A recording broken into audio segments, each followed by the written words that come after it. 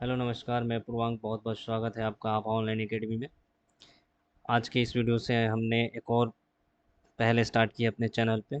आज से आपको हमारे चैनल पे ज्योग्राफी की भी एनसीईआरटी क्लास 6 to 12 की वीडियोस मिलेगी। वीडियो स्टार्ट करते हैं। कोशिश करेंगे वीडियो ज़्यादा लंबा ना हो। और इस वीडियो में हमने आपके बुक से जो इम्पोर्टेंट डाटा है उसी को इंक्लूड किया है, जो इम्पोर्टेंट है एग्ज़ाम के प्रोस्पेक्टिव से। तो वीडियो स्टार्ट करते हैं। देखिए, हमारा जो पहला चैप्टर है, सौरमंडल में पृथ्वी, यानी सौरमंडल में पृथ्वी कहाँ है उसके बारे में जो है हम बात करेंगे। आप पूर्ण चंद्र को लगभग एक महीने में एक बार देख सकते हैं। आप देखते होइएगा कि आपको महीने में एक बार ऐसा दिखाई देता है जहाँ पे आप पूर्ण चंद्रमा देख सकते हैं। यह पूर्ण चंद्रमा वाली रात या पूर्णिमा होती है, यानी आप जैसे देखते हैं ना अमावस्या की रात, पूर्णिमा की रात। तो ये क्या है, जहाँ पे आप पूर्ण चंद्रमा देखते हैं वो पूर्ण चंद्रमा वाली रात होती है या पूर्णिमा कहलाती है। 15 दिन बाद आप इसे नहीं देख सकते हैं। 15 दिन के बाद आप इसे नहीं देख सकते हैं। ये नए चंद्रमा की रात्रि या अमावस्या की रात्रि होती है। आप इसको अमावस्या को जो है नए चंद्रमा की रात्रि भी बोल सकते हैं या अमावस्या भी कह सकते हैं। अब हम देखेंगे खगोलीय पिंड की परिभाषा आपकी बुक में क्या दिया गया है। सूर्य, चंद्रमा तथा वे सभी वस्तुएं जो रात के समय आसमान में चमकती है खगोलीय पिंड कहलाती है। यानी खगोलीय पिंड कौन होते हैं? सूर्य, चंद्रमा तथा वे सभी वस्तुएं, तारे, ये सब जो है रात के समय चमकती है, ये क्या कहलाते हैं? खगोलीय पिंड कहलाते हैं। अब देखिए, यहाँ पे आपको बताया गया है कि खगोलीय पिंड क्या होते हैं। आपने तो अभी परिभाषा देखी, अब वो क्या होते हैं, कैसे होते हैं, उसके बारे में जानते हैं। कुछ खगोलीय पिंड बड़े आकार वाले तथा गर्म होते हैं, यानी कुछ ऐसे खगोलीय पिंड होते हैं जो काफ़ी बड़े आकार में होते हैं और गर्म होते हैं। ये गैसों के बने होते हैं।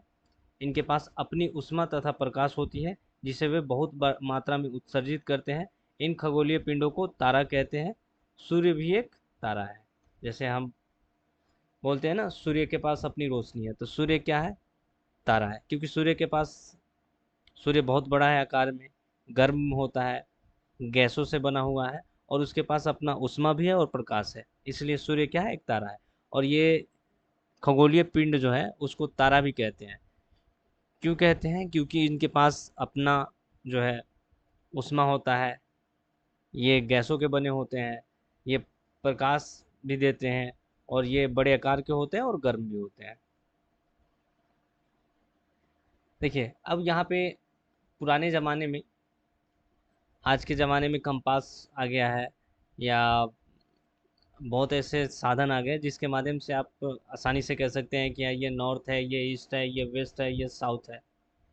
तो पहले के ज़माने में क्या होता था कि लोग रात्रि में जो है ना आसमान की तरफ देखते थे और उस टाइम बताते थे कि हाँ ये कौन सा दिशा है। उससे पहले हम देखते हैं कि आपके बुक में नक्षत्र मंडल का जो है क्या परिभाषा दिया है। अभी हमने क्या देखा? अभी हमने देखा खगोलीय पिंड, अब हम देखेंगे नक्षत्र मंडल। रात्रि में आसमान की ओर देखते समय आप तारों के विभिन्न समूहों द्वारा बनाई गई अवधि आकृतियों को देख सकते हैं। ये नक्षत्र मंडल कहलाते हैं। यानी आप देखते हैं कि आसमान में कभी-कभी जब आसमान साफ होता है, आजकल तो बहुत ज़्यादा पॉल्यूशन हो गया है, लेकिन जब आसमान साफ रहता है तो आप जब ऊपर देखिएगा तो आपको एक जगह पे बहुत ज़्यादा जो है तारों की जो है एक समूह दिखाई देगा। उसमें बहुत ज़्यादा तारे होते हैं। उसको हम क्या बोलते हैं? नक्षत्र मंडल कहते हैं। आर्सा मेजर या बिग बियर इसी प्रकार का एक नक्षत्र मंडल है। यानी आर्सा मेजर या बिग बियर जो है इसी टाइप का एक नक्षत्र मंडल है। बहुत आसानी से पहचान में आने वाला नक्षत्र मंडल सप्तऋषि है। यानी सप्त यानी सात, ऋषि यानी संत। जैसे आप रामायण में, महाभारत में देखा होगा सप्तऋषि। तो जो सबसे आसानी से जो नक्षत्र मंडल पहचान में आते हैं वो कौन है? सप्तऋषि। यह 7 तारों का समूह है जो नक्षत्र मंडल या अर्सा मेजर का भाग है। यानी इसको नक्षत्र मंडल जो अर्सा मेजर है उसका भाग है कौन? सप्तऋषि। अब हम बात करते हैं कि आप रात्रि के समय में दिशा का निर्धारण कैसे कर सकते हैं। अभी आपको बताया नक्षत्र मंडल के बारे में। अब उन्हीं के माध्यम से जो है आप तारों के माध्यम से कैसे जो है दिशा का निर्धारण कर सकते हैं। देखिए यहाँ पे ध्रुव तारा जो है एक लड़की है जो तारों को जो है ना सिद्ध में करके, ध्रुव तारा के सिद्ध में करके दिशा के बारे में बताती है कि हाँ कहाँ उधर है, किधर पूर्व है, कहाँ पश्चिम है। देखिए प्राचीन समय में लोग रात्रि में दिशा निर्धारण तारों की सहायता से करते थे। देखिए आज के समय में क्या है कि कंपास हो गया है, तो हम आसानी से बता देते हैं कि हाँ इधर जो है ईस्ट है, इधर वेस्ट है, इधर नॉर्थ है, इधर साउथ है, यानी इधर पूरब है, ये पश्चिम है, ये उत्तर है, ये दक्षिण है। उत्तरी तारा उत्तर दिशा को बताता है। जो उत्तरी तारा है, जो रात के समय में बहुत ज़्यादा चमकता है, उसको उत्तरी तारा कहते हैं। इसे ध्रुव तारा भी कहते हैं। इसे सबसे चमकीला जो तारा है उसको ध्रुव तारा कहते हैं। यह आसमान में हमेशा एक ही स्थान पर रहता है। हम सप्तऋषि की सहायता से ध्रुव तारे की स्थिति को जान सकते हैं। अब देखिए जो सप्तऋषि हैं उसके सहायता से हम क्या कर सकते हैं, ध्रुव तारा को समझ सकते हैं, जान सकते हैं। यानी सप्तऋषि के सिद्ध में हम जो है देखते हैं और समझ सकते हैं कि यह एक कौन तारा है, ध्रुव तारा है, और ये सप्तऋषि है। अर्सा मेजर या बिग बियर जिसको बोलते हैं। अब देखिए यहाँ पे ये हमारा जो है सौर मंडल है। यहाँ पे आपको केंद्र में सूर्य दिखाई देता है, दे रहा है। उसके बाद जो है बुध है, उसके बाद शुक्र है, फिर पृथ्वी है, फिर मंगल है, फिर आपको ये बीच में जो है ना पट्टी दिखाई दे रहा है, फिर बृहस्पति है, फिर यूरेनस शनि है, फिर यूरेनस है, फिर नेपच्यून है। आपको एक बहुत ही मज़ेदार तथ्य बताता हूँ। देखिए ये जो बीच में आपको पट्टी दिखाई दे रहा है, ठीक है, ये जो पट्टी है बृहस्पति शनि यूरेनस के चारों ओर जो है ना छल्ले हैं। आपने देखा होगा कि जो बृहस्पति शनि तथा यूरेनस है उसके चारों ओर छल्ले हैं, और ये छल्ले विभिन्न पदार्थों के असंख्य छोटे छोटे पिंडों की बनी पटिया है। पृथ्वी से इन छल्लों को शक्तिशाली जो दूरबीन होता है जैसे टेलीस्कोप वगैरह है उसके माध्यम से देख सकते हैं। देखिए ये जो छल्ला है, आपको ये ध्यान में रखना चाहिए। कभी कभी आपसे एग्जाम में पूछ भी सकता है कि बृहस्पति ये कहाँ कहाँ आपको मिलेगा, बृहस्पति शनि यूरेनस के चारों ओर, यानी ये रहा आपका बृहस्पति, ये यूरेनस, ये शनि, इनके जो चारों तरफ जो है आपको एक पट्टी दिखाई देगा, ठीक है, इस टाइप का पट्टी, ठीक है। इसमें क्या है, जो असंख्य छोटे छोटे जो है ना पिंड जो है उनकी पट्टियाँ होती है। और ये आप तभी देख सकते हैं पृथ्वी से जब आपके पास एक काफ़ी स्ट्रॉन्ग जो है टेलीस्कोप हो। आप यहाँ पे देख सकते हैं बुध, इसकी जो दूरी है सूर्य से 58 मिलियन है। उसके बाद शुक्र 108, पृथ्वी 150, मंगल 228, बृहस्पति 778, शनि 1427, यूरेनस 2869 और नेपच्यून 4496। आप ये जो पट्टी देख रहे हैं इसके अंदर जितने भी ग्रह हैं, शुक्र बुध पृथ्वी मंगल, इन्हें आंतरिक ग्रह कहते हैं। और ये जो है आपको चट्टानों से बने होते हैं, ये जो है चट्टानों से बने होते हैं। और ये जो पट्टी के इधर जो आपको दिख रहा है बृहस्पति यूरेनस शनि नेपच्यून, ये बाह्य ग्रह होते हैं, और ये बहुत बड़े होते हैं आकार में, और ये जो है तरल पदार्थों के बने हुए होते हैं। और आपको ये बता दें ये सूर्य के नज़दीक होते हैं, काफ़ी नज़दीक है ये बुध शुक्र पृथ्वी अर्थ। दूरी के हिसाब से तीसरा जो सबसे बड़ा ग्रह जो ग्रह है वो पृथ्वी है हमारा। जो बुध है उसको सूर्य का जो एक परिक्रमा जो करने में जो समय लगता है वो 88 दिन का लगता है। यानी सूर्य का एक परिक्रमा जो है ना, एक टोटल चक्र जो है बुध 88 दिन में लगाता है, और अपने अक्ष पे जो है ये 59 दिन में एक चक्र पूरा करता है। यानी सबसे कम समय में अगर कोई सूर्य का जो है परिक्रमा करता है वो कौन है, बुध है। और क्यों करता है, क्योंकि ये सूर्य से काफ़ी नज़दीक है। जैसे जैसे ये इसकी दूरी बढ़ेगी आप देखेंगे कि ये जो है धीरे धीरे जो है आपको जो टाइम है वो बढ़ता चला जाएगा। उसके बाद आता है शुक्र। आप शुक्र में देख सकते हैं शुक्र जो है सूर्य का जो एक चक्र जो है 255 दिनों में पूरा करता है। यानी वो एक जो है ना परिक्रमा कितने दिनों में करता है? 255 दिनों में। और अपने अक्ष पे कितने दिनों में करता है? 243 दिन। यानी अपने अक्ष पे वो 243 दिनों में जो है एक परिक्रमा पूरी करता है। उसके बाद आता है पृथ्वी। हम सभी जानते हैं लगभग 365 दिन में जो है पृथ्वी सूर्य का एक परिक्रमा पूरा करता है और एक दिन पे अपने अक्ष पे जो है ना घूर्णन करता है। एक दिन पे अपने अक्ष पे 24 घंटा 23 घंटा समथिंग होता है, तो माफ़ कीजिएगा 24 घंटा समथिंग होता है, तो वो एक दिन हम उसको काउंट करते हैं। और वो जो एक्स्ट्रा जो बढ़ता है उसको बाद में हम एक साल में जोड़ देते हैं, जिसको लीप ईयर कहते हैं। तो ये 24 घंटे यानी एक दिन में अपना घूर्णन पूरा करता है। उसी तरह मंगल की बात करें तो मंगल जो है अपना एक परिक्रमा 687 दिन में पूरा करता है और ये भी पृथ्वी की तरह अपने अक्ष पे एक घूर्णन जो है एक दिन में करता है। अभी तक हमने क्या देखा? हमने ये देखा कि सूर्य के सबसे नज़दीक बुध है। बुध अपना जो अक्ष पे घूर्णन है वो 59 दिन में पूरा करता है और सूर्य का जो परिक्रमा है एक चक्कर जो है वो 88 दिन में लगाता है, सबसे कम समय में। शुक्र जो है 255 दिन में सूर्य का एक चक्कर लगाता है और अपने अक्ष पे जो है 243 दिन में एक घूर्णन पूरा करता है। फिर बात आती है पृथ्वी की। पृथ्वी अपने अक्ष पे जो है ना जो परिक्रमण है वो 365 दिन में पूरा करता है। माफ़ कीजिएगा, सूर्य का जो परिक्रमा है 365 दिन में करता है और अपने अक्ष पे जो है घूर्णन एक दिन में करता है। अब बात करते हैं मंगल का। तो मंगल जो है सूर्य का एक परिक्रमा 687 दिन में करता है और अपने अक्ष पे जो घूर्णन जो है पृथ्वी की तरह एक दिन में वो पूरा करता है। ये तो हो गए आंतरिक जो ग्रह है इनके, जो सूर्य के सबसे नज़दीक है। अब हम बाह्य ग्रह की बात करते हैं। सबसे पहले हम बृहस्पति की बात करते हैं। तो बृहस्पति जो है सूर्य का एक परिक्रमण 11 साल 11 महीने और 12 दिन में पूरा करता है। ठीक है। और अपने अक्ष पे जो है लगभग 9 घंटे 56 मिनट में जो है ना अपने अक्ष पे ये घूर्णन करता है। यानी हमने देखा सूर्य का जो परिक्रमा सबसे कम समय में कौन करता है? बुध। और अपने अक्ष पे जो है सबसे कम समय पे कौन घूम रहा है, घूर्णन कर रहा है? वो बृहस्पति है। और ये सूर्य का परिक्रमा कितने दिन में कर रहा है? 11 साल 11 महीने और 12 दिन। उसी तरह हम शनि की बात करें तो शनि जो है सूर्य के चारों ओर एक परिक्रमण 29 साल 5 महीने और अपने अक्ष पे घूर्णन 10 घंटे 40 मिनट में पूरा करता है।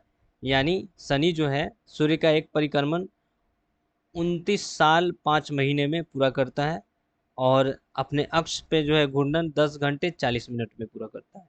अब बात करते हैं इसी तरह यूरेनस की। तो यूरेनस जो है अपना एक परिक्रमण 84 साल में पूरा करता है। यानी सूर्य का जो है परिक्रमण 84 साल में पूरा करता है और अपने अक्ष पे घूर्णन 17 घंटे 14 मिनट में पूरा करता है। यानी जैसे जैसे हम देख रहे हैं कि दूरी बढ़ रही है तो परिक्रमण करने की जो समय है वो भी बढ़ रहा है। अब बात करते हैं नेपच्यून की। तो नेपच्यून जो है एक परिक्रमण 164 साल में पूरा करता है और अपने अक्ष पे जो है ये घूर्णन 16 घंटे कुछ मिनट जो है ना उसमें पूरी करती है। यानी ये हमने ये देखा अभी तक जो बुध है वो सबसे कम समय में सूर्य का परिक्रमण करता है और जो बृहस्पति है वो अपने अक्ष पे सबसे कम समय में जो है ना घूर्णन पूरा करता है। अब ग्रहों को याद करने के लिए इससे बेहतर तरीका कुछ नहीं हो सकता है। दूरी के हिसाब से सबसे पहले बुध, फिर शुक्र, फिर पृथ्वी, फिर मंगल, फिर बृहस्पति, फिर शनि, फिर यूरेनस, फिर नेपच्यून। आप इसको आसानी से ऐसे याद रख सकते हैं कि सूर्य का परिक्रमण सबसे पहले कौन करता है? बुध। उसके बाद कौन करता है? शुक्र। उसके बाद कौन करता है? पृथ्वी। उसके बाद कौन करता है? मंगल। उसके बाद कौन करता है? बृहस्पति। उसके बाद कौन करता है? शनि। और उसके बाद कौन करता है? यूरेनस। और उसके बाद कौन करता है? नेपच्यून। यानी सबसे ज़्यादा जो समय लगाता है वो कौन लगाता है? नेपच्यून। और सबसे कम समय कौन? बुध। अब आगे बढ़ते हैं सौर मंडल। अब सौर मंडल क्या है? सूर्य, 8 ग्रह, उपग्रह तथा कुछ अन्य खगोलीय पिंड जैसे क्षुद्र ग्रह एवं उल्का पिंड मिलकर सौर मंडल का निर्माण करते हैं। उसे हम सौर परिवार का नाम देते हैं, जिसका मुखिया सूर्य होता है। यानी आपने एक चीज़ नोटिस किया कि जो सौर परिवार है जिसका मुखिया कौन होता है, सूर्य होता है, इसीलिए उसको सौर मंडल कहते हैं। और इसमें क्या होते हैं, सूर्य, 8 ग्रह, उपग्रह तथा कुछ अन्य खगोलीय पिंड होते हैं। आपको एक रोचक तथ्य और बताते हैं कि जो पौराणिक रोमन कथाएं हैं, कहानियां हैं, उसमें सोल जो है ना, सूर्य देवता को कहा जाता है। उसमें जो कहानी में आपको सोल शब्द मिलेगा वो सूर्य देवता के लिए प्रयोग किया जाता है। और सौर शब्द का अर्थ है सूर्य से संबंधित। सौर शब्द का क्या अर्थ है, सूर्य से संबंधित। इसीलिए सूर्य के परिवार को सौर मंडल कहा जाता है, यानी सौर मंडल। ठीक है, अब आगे बढ़ते हैं। अब सूर्य के बारे में पढ़ते हैं। सूर्य सौर मंडल के केंद्र में है। हमने अभी देखा सूर्य जो है केंद्र में है। यह बहुत बड़ा एवं अत्यधिक गर्म गैसों से बना है। इसका खिंचाव बल इसे सौर मंडल को बांधे रखता है। सूर्य सौर मंडल के लिए प्रकाश एवं ऊर्जा का एकमात्र स्रोत है। जैसा कि हम सभी जानते हैं, पृथ्वी हो चाहे कोई भी ग्रह हो, वहाँ जो है ना, वे सूर्य के जो प्रकाश है उससे ही चमकते हैं। अभी तक हमने जितने भी ग्रह, सौर मंडल की मैं बात कर रहा हूँ, उसके आगे बियॉन्ड मुझे नहीं पता, लेकिन जो सौर मंडल है उसमें जो सभी हैं वो सूर्य के प्रकाश एवं ऊष्मा से जो है ना, वहाँ पे गर्मी होती है और प्रकाश होता है। लेकिन हम इसकी अत्यधिक तेज ऊष्मा को महसूस नहीं करते, क्योंकि सबसे नज़दीक का तारा होने के बावजूद यह हमसे बहुत दूर है। देखिए, ये तो हमें देखने में बहुत बड़ा लगता है, लेकिन फिर भी हमसे बहुत जो है दूर है। कितना दूर है ये, लगभग 15 करोड़ किलोमीटर दूर है ये हमसे। लगभग कितना है, 15 करोड़ किलोमीटर। अभी ऊपर हमने देखा यहाँ पे कि सूर्य जो है पृथ्वी से कितना दूर है, 150 मिलियन। अब हम बात करते हैं ग्रहों की। अब देखिए, हम सभी जानते हैं कि 8 ग्रह है। सौरमंडल में 8 ग्रह हैं। सूर्य से दूरी के अनुसार वे हैं बुध, शुक्र, पृथ्वी, मंगल, बृहस्पति, शनि, यूरेनस, सैटर्न, नेपच्यून। अभी मैंने बताया ना, दूरी के हिसाब से सबसे कम दूरी किसकी है, बुध की, उसके बाद शुक्र की, फिर पृथ्वी की, फिर मंगल की, फिर बृहस्पति की, फिर शनि की, फिर यूरेनस, फिर नेपच्यून की।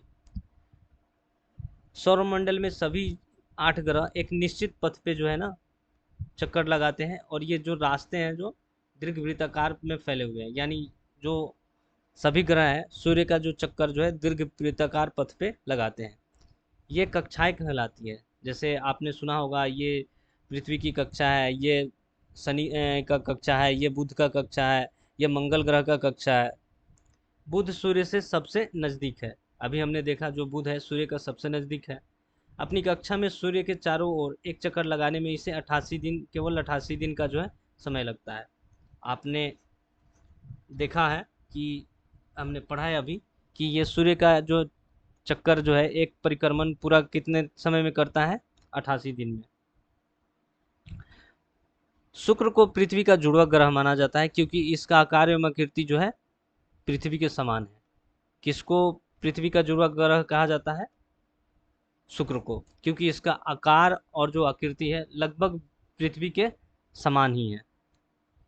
अब हम बात करते हैं, आपने कुछ समय पहले एक ग्रह का नाम सुना होगा, प्लूटो। ठीक है, अभी तक प्लूटो भी एक ग्रह माना जाता था। अभी तक प्लूटो को जो है एक ग्रह माना जाता है, परंतु अंतर्राष्ट्रीय खगोलीय संगठन ने अपनी बैठक अगस्त 2006 में यह निर्णय लिया कि कुछ समय पहले खोजे गए अन्य खगोलीय पिंड, जैसे 2003 यूबी 131 सीरस तथा प्लूटो जो है बौने ग्रह है। ये ग्रह नहीं है, क्या है, बौने ग्रह है। यानी 2006 के बाद जो है आपने ग्रहों की संख्या में कमी देखी होगी, क्योंकि अंतर्राष्ट्रीय खगोलीय संगठन ने अपनी एक बैठक में ये बताया कि यूबी जो है और सीरस जो है, 2003 यूबी 131 और सीरस तथा प्लूटो जो है क्या है, बौने ग्रह है। अब हम बात करते हैं पृथ्वी की। क्या करते हैं, पृथ्वी की बात करते हैं। पृथ्वी जो है सूर्य से दूरी के हिसाब से तीसरा जो है सबसे बड़ा ग्रह है। यानी जो पृथ्वी है सूर्य से दूरी के हिसाब से तीसरा बड़ा ग्रह है। आकार में यह पांचवा सबसे बड़ा है। अगर साइज की बात करें तो ये पांचवा सबसे बड़ा है। या ध्रुवों के पास जो है ना चपटी है, ध्रुवों के पास ये चपटी है। यही कारण है इसके आकार को भूआब कहा जाता है। भूआब का अर्थ होता है पृथ्वी के समान। यानी ये ध्रुवों के पास चपटी होने के कारण हम इसे क्या बोलते हैं, भूआब कहते हैं। और भूआब का अर्थ क्या होता है, पृथ्वी के समान। देखिए, एक और इंटरेस्टिंग, आपको पता ही होगा या नहीं पता है तो जान लीजिए, जो प्रकाश है उसकी गति जो है वो कितनी होती है, 3 लाख किलोमीटर पर सेकेंड। जो प्रकाश की जो स्पीड होती है वो कितना है, 3 लाख किलोमीटर पर सेकेंड होता है। और इसकी इतनी स्पीड होने के बाद भी इसको पृथ्वी तक पहुंचने में 8 मिनट का समय लगता है। क्यों? क्योंकि सूर्य जो है ना पृथ्वी से कितना दूर है, 15 करोड़ जो है ना उतना दूरी है, यानी 150 मिलियन जो है वो दूरी है। अब हम बात करते हैं अपने पृथ्वी की। हम सभी जानते हैं कि पृथ्वी पे जो है, आपको अब जब आगे आपने पढ़ा होगा जीवन मंडल के बारे में, वायुमंडल, जल मंडल, थल मंडल, और वो मिलके जो है एक क्षेत्र बनाते हैं जिसको हम लोग जैव मंडल कहते हैं। तो जहाँ पे जीवन होता है उसको जीवन मंडल भी कहते हैं। तो जीवन के लिए यहाँ पे अनुकूल परिस्थितियाँ हैं। और जितने भी ग्रह अब तक मिले हैं उसमें सबसे ज़्यादा, और या ये बोले कि जो एकमात्र ऐसा ग्रह है जहाँ पे जीवन पाई जाती है, वो कौन है, पृथ्वी है। पृथ्वी न तो अधिक गर्म है और ना ही अधिक ठंडी है। यहाँ पानी एवं वायु उपस्थित है जो हमारे जीवन के लिए आवश्यक है। हम सभी जानते हैं कि वायु और पानी हमारे लिए बहुत ज़्यादा इम्पोर्टेंट है। वायु में जीवन के लिए आवश्यक आवश्यक गैसें जैसे ऑक्सीजन मौजूद है। यानी यहाँ पे 21% के आसपास जो है क्या मिलेगा आपको, ऑक्सीजन मिलेगा। इन्हीं कारणों से पृथ्वी सौरमंडल का जो है ना सबसे अद्भुत ग्रह है। इसको अद्भुत ग्रह भी कहते हैं। पृथ्वी को अद्भुत ग्रह भी कहते हैं। क्यों कहते हैं? क्योंकि अब तक जितने भी ग्रह मिले हैं उसमें पृथ्वी एकमात्र ऐसा ग्रह है जहाँ पे जीवन पॉसिबल है। अंतरिक्ष से देखने पर पृथ्वी नीले रंग की दिखाई पड़ती है क्योंकि इसकी 2/3 सतह पानी से ढकी हुई है, इसलिए इसे नीला ग्रह कहते हैं। यानी हम सभी जानते हैं कि जो पृथ्वी है वो 3 तरफ से जो है ना जल से घिरा हुआ है, या यहाँ पे पानी की जो मात्रा है ज़्यादा है। और जब अंतरिक्ष से आप देखिएगा तो ये क्या दिखाई देगा, नीला दिखाई देता है, इसीलिए इसे हम नीला ग्रह कहते हैं। अब पृथ्वी के बाद हम बात करते हैं चंद्रमा की। आप सभी को पता होगा कि जो नील आर्मस्ट्रॉन्ग है वो पहले व्यक्ति थे जिन्होंने 20 जुलाई 1969 को जो है चंद्रमा के सतह पे अपना पहला कदम रखा था। कौन? Neil Armstrong.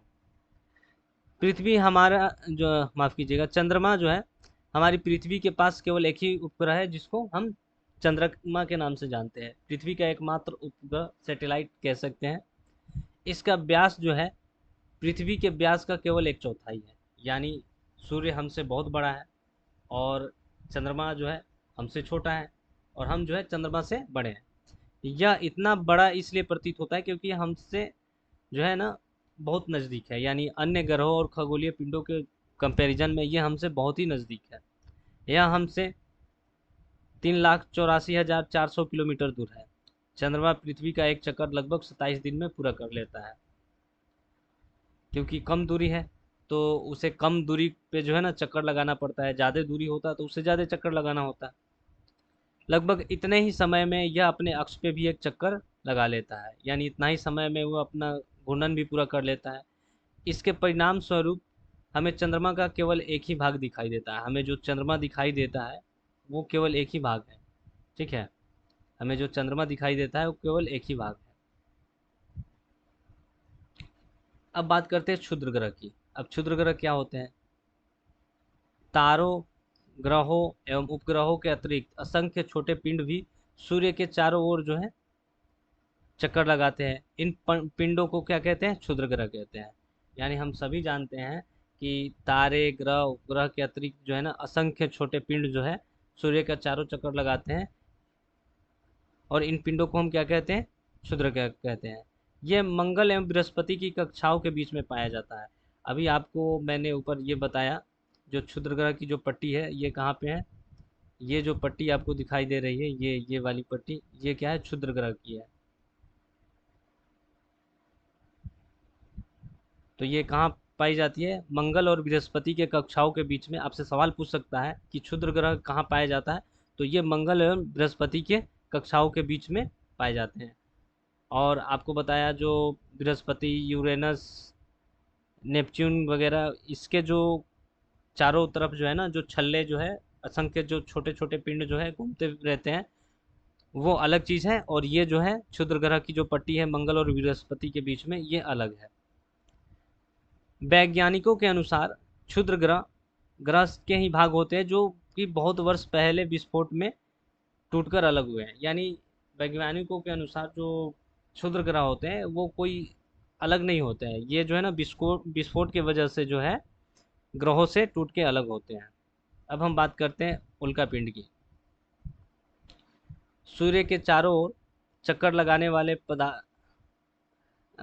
पत्थरों के छोटे छोटे टुकड़े जो हैं उसको क्या बोलते हैं? उल्का पिंड कहते हैं। उल्का पिंड क्या होता है? यानी जो सूर्य होता है उसके चारों ओर जो है ना छोटे छोटे जो पत्थर के टुकड़े जो है ना वो चक्कर लगाते हैं, उनको क्या बोलते हैं? उल्का पिंड कहते हैं। उल्का पिंड के अलावा मैं आपको एक बात बता दूं। देखिए, उपग्रह क्या होता है? एक खगोलीय पिंड होता है। उपग्रह क्या होता है? एक खगोलीय पिंड होता है जो ग्रहों के चारों ओर उसी प्रकार चक्र लगाता है। ये जो है ना ग्रहों के चारों ओर जो है, ऐसे जैसे ये आपने चित्र में देखा ना, यहाँ